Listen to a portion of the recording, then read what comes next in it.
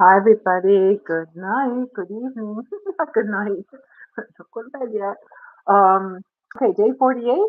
Isn't there any other way? Is today's topic. Vision with Purpose and Power, Myles Munroe. We are getting there halfway through for a 90-day challenge. Okay, so again, the topic isn't there any other way? Is it good to wait quietly for the salvation of the Lord? Lamentations 3:26.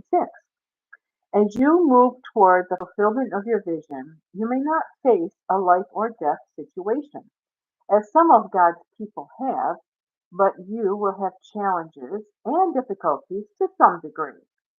That is why I want you to be aware of the process of vision and be prepared for it. We often think that because we're going through difficult times, God has stopped working to fulfill our purposes. Yet they are still coming. God is preparing us for our purposes through the process. Often we sit back and say, why do I have to go through all this? That attitude of complaint and lack of faith is exactly what God is trying to work out of us.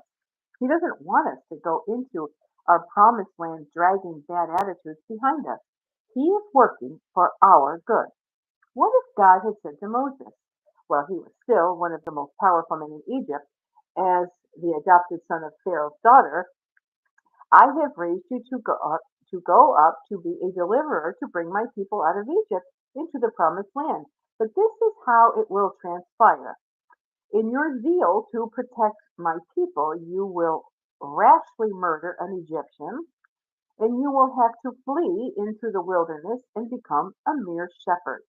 Then, when you become the leader of the Israelites, they are going to infuriate you. They are going to murmur and complain, even revolt against you. As a matter of fact, because of your reaction to them, you will disobey me, and you won't even make it into the promised land. I think Moses would have said, Lord, you can keep both the people and Pharaoh. I think I'll pass on this vision. Or consider the life of Jesus. When the Son of God was very young, wise men came to visit him. They bowed down before him, calling him a king. Yet what a process he had to go through to get to that throne. In the Garden of Gethsemane, Jesus began to feel the burden, and he prayed in effect, isn't there any other way?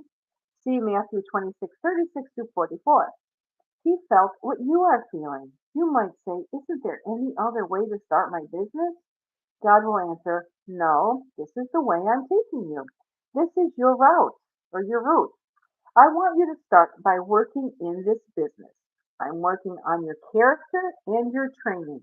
Sometimes we want the vision without being qualified for it. Lamentations 3:26 tells us, it is good to wait quietly for the salvation of the Lord. I don't want you to give up on your vision prematurely. God will continually fulfill a little more of your dream until it comes to pass. It will culminate in His timing. This is the will of God for you. Action steps to fulfilling vision. How has God used experiences in your life to build character in you? What character qualities has God shown you that you need to work out? And last but not least, list ways in which your job is preparing you for your life's work, such as enabling you to develop skills, knowledge, and experience. The thought for today is God is working on us, preparing us for our purposes through the process. The reading from 1 Thessalonians 5:16 to 18. Wow. Okay. Well, I hope you guys somehow that touched your heart and your vision and you're moving forward, reading on the Word of God, right? So I will talk to you tomorrow. Stay beautiful and stay blessed. And honestly, I hope you got something out of that. Hopefully you're driving and you don't have to watch me, but I'll talk to you in a while.